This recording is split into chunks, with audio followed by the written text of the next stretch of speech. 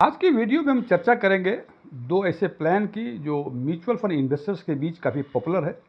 एक प्लान का नाम है SWP यानी सिस्टमेटिक विड्रॉल प्लान और दूसरे का नाम है IDCW ऑप्शन। IDCW का मतलब income distribution capital withdrawal plan. इन दोनों तरह की सुविधाओं में यदि आप रिटायरमेंट प्लानिंग बनाना चाह रहे हैं और रिटायरमेंट कॉर्पस कुछ आपके पास है तो दोनों ही सुविधा लेके आप मंथली पेंशन या मंथली इनकम अर्न कर सकते हैं। आज की वीडियो में हम चर्चा करेंगे कि SWP और IDCW को कंपेयर करेंगे आपस में और देखेंगे कि क्या किसमें कौन से फीचर्स बेहतर हैं, कौन से फीचर्स नहीं बेहतर हैं, और फिर एक लाइव एग्जांपल लेके हम देखेंगे कि एक ऑप्शन में हमने SWP प्लान को ऑप्ट किया, दूसरे ऑप्शन में हमने IDCW प्लान को ऑप्ट किया और 3 वर्ष के अंत में, हालांकि एग्जाम्पल में 3 वर्षों के लिए लिया हुआ है, तो 3 वर्ष के अंत में इन दोनों प्लान में से कौन से प्लान बेहतर लगते हैं।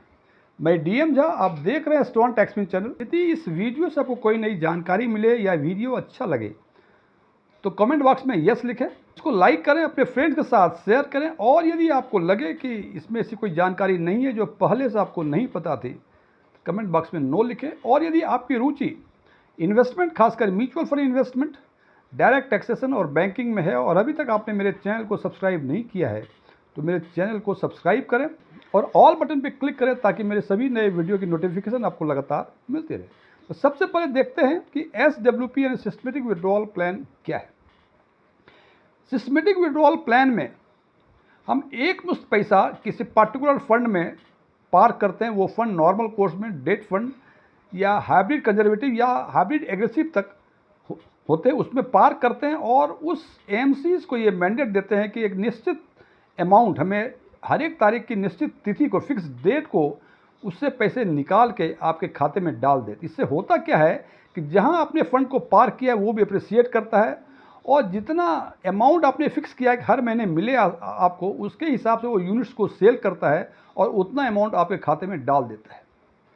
IDCW में क्या होता है कि IDCW जब आप म्यूचुअल फंड इन्वेस्टमेंट करते हैं तो ऑप्शंस आता है ग्रोथ ऑप्शन या IDCW ऑप्शन। ग्रोथ ऑप्शन का मतलब कि जो भी उसका एप्रिसिएशन हो रहा है वो उसी में री इन्वेस्ट हो रहा है, और IDCW का मतलब income distribution capital withdrawal plan, यानी जो एप्रिसिएशन होता है उसमें से AMC जितना चाहे उतने पैसे आपको दे दे, बाकी उसी में रख लेते हैं। दोनों कंपेयर करेंगे आज हम और देखेंगे कि इन दोनों फंड में बेहतर कौन है। इस पर आगे चर्चा करने के पहले सबसे पहले हम कंपेयर करेंगे SWP और IDCW ऑप्शंस को। हमने इन दोनों को कंपेयर करने के लिए डिफरेंट पैरामीटर्स लिए हैं। सबसे पहला पैरामीटर्स है कि इन दोनों ही में SWP और IDCW में who decides the pay out, कितना पैसे और किस फ्रीक्वेंसी में हमें लेने हैं ये कौन डिसाइड करता है। SWP के केस में इन्वेस्टर डिसाइड करता है कि हर महीने, हर क्वार्टर, हर हाफ ईयर या हर फोर्टनाइट कितना चाहिए, ये इन्वेस्टर डिसाइड करता है। जबकि IDCW के केस में जहाँ की AMC डिविडेंड डिसाइड करता है कितना डिविडेंड देगा और इसकी फ्रीक्वेंसी क्या होगी, ये सारी बातें फंड हाउस डिसाइड करती है। इसलिए IDCW यदि आप लेते हैं तो आप अमाउंट डिसाइड नहीं कर पाएंगे और उसकी फ्रीक्वेंसी भी डिसाइड नहीं कर पाएंगे कितना अमाउंट कितनी फ्रीक्वेंसी पर आपको पे आउट हो। दूसरा है कैश फ्लो प्रेडिक्टिबिलिटी, कितना कैश फ्लो मिलेगा, कैश आउटफ्लो कितना होगा, यदि आपको कितना कैश मिलेगा। तो इन केस ऑफ SWP चूंकि ये इन्वेस्टर डिसाइड करता है कि कितने हर महीने या हर 2 महीने पे हमें पैसे निकालने हैं, तो SW के केस में ये प्रेडिक्ट हो सकता है कि 10,000, 20,000, 50,000 हर महीने या हर फोर्टनाइट निकालने हैं। लेकिन IDCW के केस में चूंकि सारी चीजें फंड हाउस डिसाइड करती हैं, इसलिए इस केस में आप कितना कैश फ्लो होगा ये डिसाइड आप नहीं कर सकते, प्रेडिक्ट नहीं कर सकते। टैक्स ट्रीटमेंट, ये काफी इंपॉर्टेंट डिफरेंस है बिटवीन SWP एंड IDCW, इसको समझना बहुत जरूरी है। हालांकि सामान्य तौर पे जो म्यूचुअल फंड के इन्वेस्टर हैं जिनके बीच SWP काफी पॉपुलर है वो इस बात को इग्नोर कर देते हैं, लेकिन जब उन्हें टैक्स पे करना पड़ता है तब लगता है कि ये टैक्स ट्रीटमेंट भी कुछ है इसमें।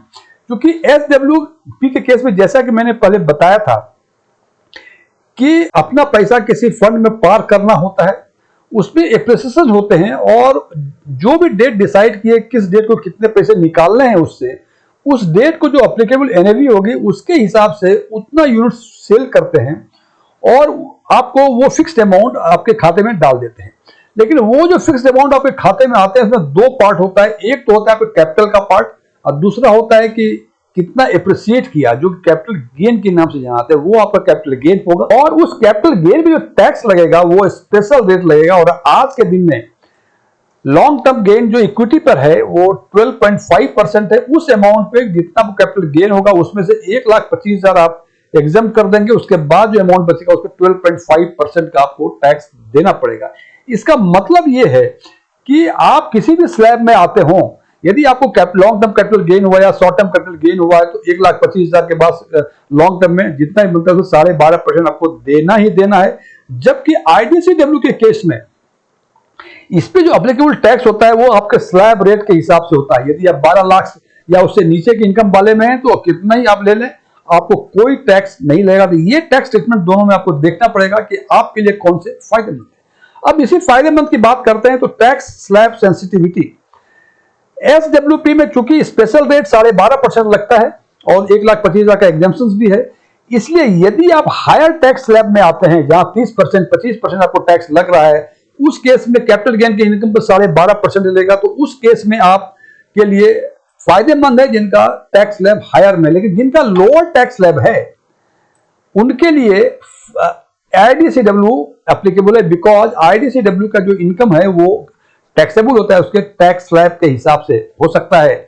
यदि आप 12 लाख से नीचे हो तो आपको टैक्स ही नहीं लगेगा। आपको नंबर ऑफ यूनिट्स, क्योंकि बताया हमने कि एसडब्ल्यूपी में हम एप्लीकेबल एनएवी के हिसाब से यूनिट्स सेल की जाती हैं, उसके बाद पैसा आपके अकाउंट में ट्रांसफर की जाती है। तो over the period of time हर महीने उसमें यूनिट्स जो है वो डिक्रीज होते रहता है। यदि हो सकता है कि यदि पिछले महीने 10,000 थी तो इस महीने जो एसडब्ल्यू के अमाउंट आएंगे उसके बाद हो सकता है कि 9,990 ही यूनिट्स हो आपके अकाउंट में। जबकि आईडीसीडब्ल्यू के केस में चूंकि जितने भी यूनिट्स हैं आपके उस पे जो एप्रिसिएशन होता है, उस एप्रिसिएशन में से कुछ पार्ट आपको डिविडेंड के फॉर्म में फंड हाउस पे करती है, इसलिए नंबर ऑफ यूनिट्स उसमें हमेशा कांस्टेंट होती हैं, वो कभी कम नहीं होती है। तीसरा है अगला है कस्टमाइजेशन। कस्टमाइजेशन का मतलब एसडब्ल्यूपी के केस में आप अपने हिसाब से कस्टमाइज कर सकते हैं कितना पैसा लेना है, किस फ्रीक्वेंसी पे लेना है। लेकिन आईडीसीडब्ल्यू के केस में आपका कोई कंट्रोल नहीं है। फंड हाउस जब जिस फ्रीक्वेंसी में और जितना डिविडेंड डिक्लेयर करेगा पर यूनिट उसी के हिसाब से पे आउट आपके होंगे, से ये कस्टमाइज नहीं है। कंसिस्टेंसी, एसडब्ल्यू के केस में आप डेट फंड में पैसे पार्क कर सकते हैं, हाइब्रिड में पार्क कर सकते हैं, इक्विटी में पार्क कर सकते हैं, ये कंसिस्टेंट है। लेकिन आईडीसीडब्ल्यू मंथली डिविडेंड ऑप्शन सारे फंड्स में से नहीं है। बहुत कम फंड हैं जिसमें कि मंथली डिविडेंड पे आउट का प्रोविजंस है, इसलिए लेस नंबर ऑफ फंड्स के लिए कंसिस्टेंट है। यहां जो है सारे हर तरह के सेगमेंट्स में आप इन्वेस्ट करके एसडब्ल्यूपी आप ले सकते हैं। कुछ मिसकंसेप्शन है एसडब्ल्यूपी के बारे में कि आपका पूरा कैपिटल 20-30 साल यदि आप एसडब्ल्यूपी करते रहेंगे तो कैपिटल एग्जॉस्ट हो जाएगा। जनाब, एग्जॉस्ट हो भी सकता है, एग्जॉस्ट नहीं भी हो सकता है, लेकिन ये डिपेंड करता है बहुत सारी बातों पर जो आगे बात करेंगे हम। इसलिए ये कहना कि एग्जॉस्ट हो ही जाता है गलत है, या ये कहना कि एग्जॉस्ट नहीं होता है ये भी गलत है, बिकॉज फैक्टर साइंस में। लेकिन आईडीसीडब्ल्यू में किसी भी केस में चूंकि जितना एप्रिसिएशन होता है उसमें से कुछ पार्ट डिविडेंड के फॉर्म में देते हैं वो, तो निश्चित रूप से इसमें कैपिटल कभी एग्जॉस्ट नहीं होता है।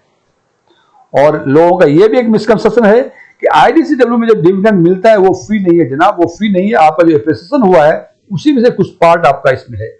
कैपिटल इरोजन, जैसे मैंने पहले बताया कि मिसकंसेप्शन है कि एसडब्ल्यू के केस में पूरा एग्जॉस्ट हो जाता है, कैपिटल एग्जॉस्ट होगा यदि विड्रॉल जो पर एनम होगा वो उस फंड के रिटर्न से अधिक होगा।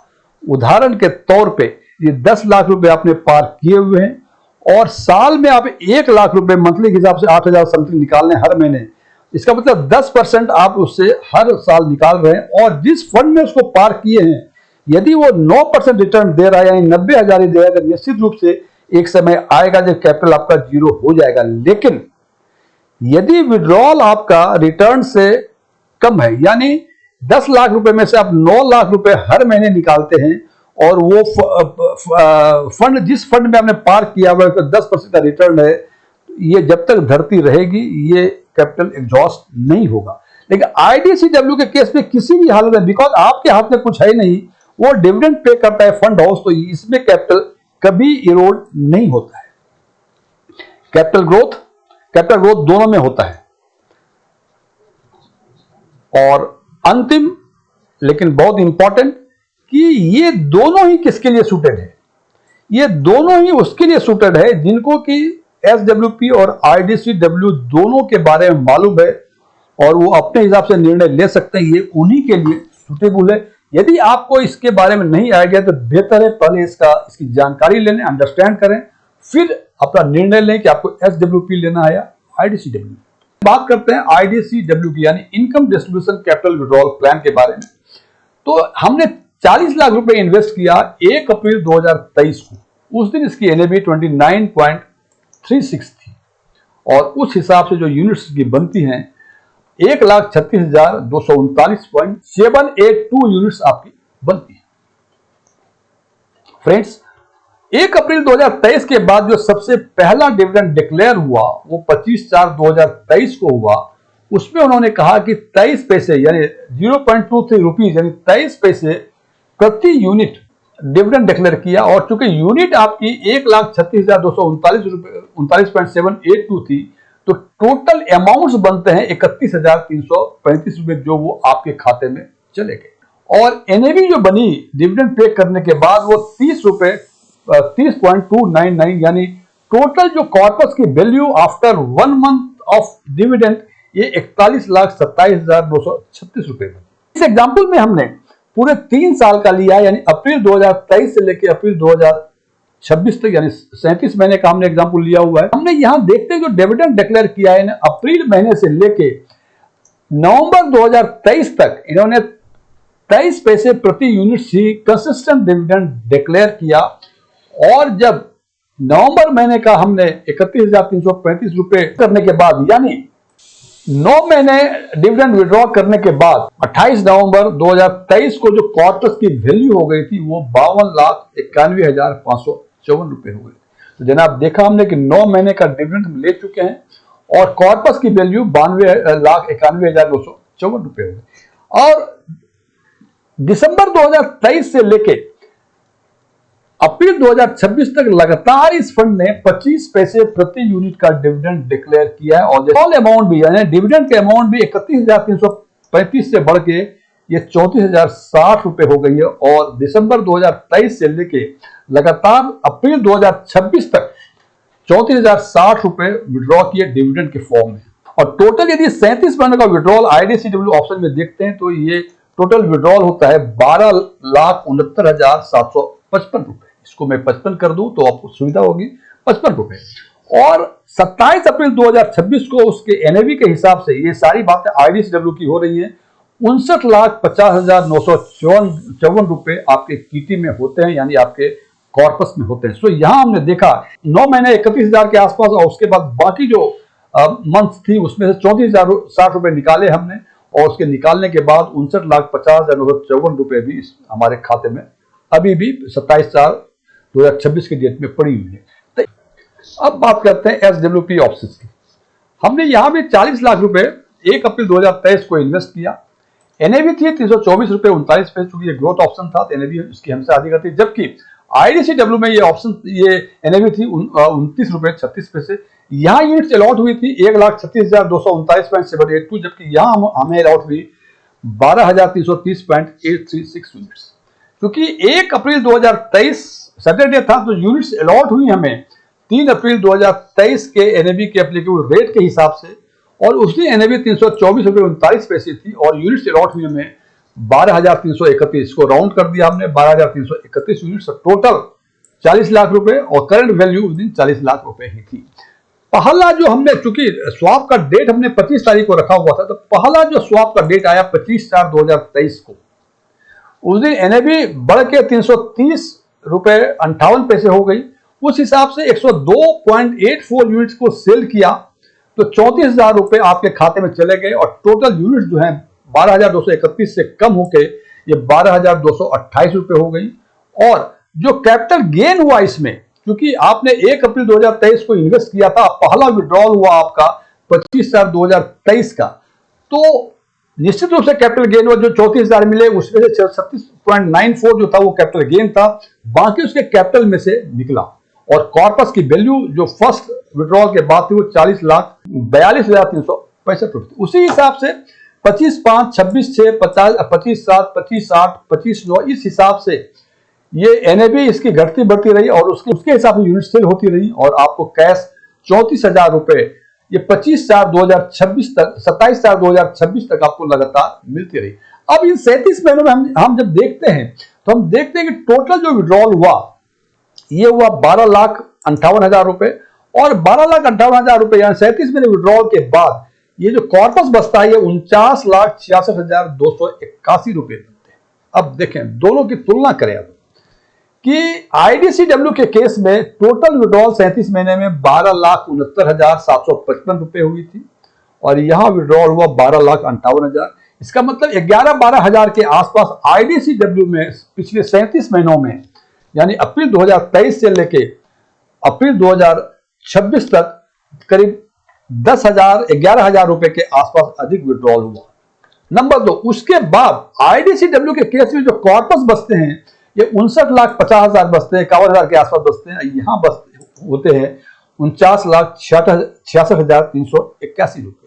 तो केवल इन्हीं दोनों फैक्टर्स को देख के डिसाइड करते हैं। यहां हम देखते हैं कि 11,000 के आसपास तो 11-12,000 के आसपास तो विड्रॉल अधिक किया, उसके बावजूद करीब 10 लाख के आसपास कॉर्पस में भी आईडीसीडब्ल्यू ऑप्शंस में अधिक है और एसडब्ल्यूपी में ये 10 लाख से कम है। तो फिगर देखने से ये क्लियर कट लगता है कि यदि हमें मंथली इनकम चाहिए या मंथली पेंशन चाहिए जो भी कह लें और आपके पास रिटायरमेंट कॉर्पस हो तो आपको यदि ऑप्शन चुनने की बातें हों एसडब्ल्यूपी और आईडीसीडब्ल्यू में तो निश्चित रूप से आईडीसीडब्ल्यू ऑप्शंस को ऑप्ट करना चाहिए। लेकिन दूसरी बातें में दिक्कतें ये हैं कि जैसे मैंने पहले बताया कि चूंकि ये मंथली बातें हैं, डिविडेंड नॉर्मल कोर्स में एनुअल डिसाइड होती हैं तो और आपको चाहिए मंथली, तो मंथली डिविडेंड का जो हिस्ट्री है ये काफी कम फंड्स में है, इसलिए उन फंड को आपको शॉर्टलिस्ट करना पड़ेगा जहां के पिछले 3-4-5 सालों से लगातार मंथली डिविडेंड वो डिक्लेयर कर रहे हैं, तभी ये मुफीद होगा। अदरवाइज हो सकता है कि जो फंड को आपने अच्छा देखा आईडीसीडब्ल्यू आपको अच्छा लगा लेकिन जनाब वो फंड जो है आपको एनुअल डिविडेंड दे रहा है, यदि एनुअल डिविडेंड के हिसाब से आप सस्टेन कर पाए फिर तो आईडीसीडब्ल्यू आपके लिए बेहतर है। लेकिन यदि वो एनुअल डिविडेंड है और आपको मंथली इनकम चाहिए तो उसके लिए फिर एसडब्ल्यूपी ही मुफीद बनता है। इस फ्रेंड्स ये वीडियो क्लोज करने के पहले मैं कुछ डिस्क्लोजर देना चाहता हूं कि मैं कोई इन्वेस्टमेंट एडवाइजर नहीं हूं, नहीं मेरे पास एएफआई का कोई रजिस्ट्रेशन नंबर है, नहीं मैंने सेबी के कोई एग्जाम इस बाबत पास किए हुए हैं। ओपन डोमेन में जो भी इंफॉर्मेशन अवेलेबल है उसके बेसिस पे मैं आम लोगों के लिए आम वीडियो बनाया करता हूं। ये मेरे विचार थे, मेरे विचारों से सहमत होना कोई जरूरी नहीं है। यदि आप मेरे विचारों से सहमत हैं तो कमेंट बॉक्स में एग्रीड लिखें और यदि आप मेरे विचारों से सहमत नहीं है तो कमेंट बॉक्स में नॉट एग्रीड लिखें। लेकिन नॉट एग्रीड लिखने के साथ साथ कारण जरूर बताएं सो दैट कि आने वाले वीडियो में मैं इसको इनकॉर्पोरेट करके वीडियो की क्वालिटी को बढ़ा सकूं। Thank you.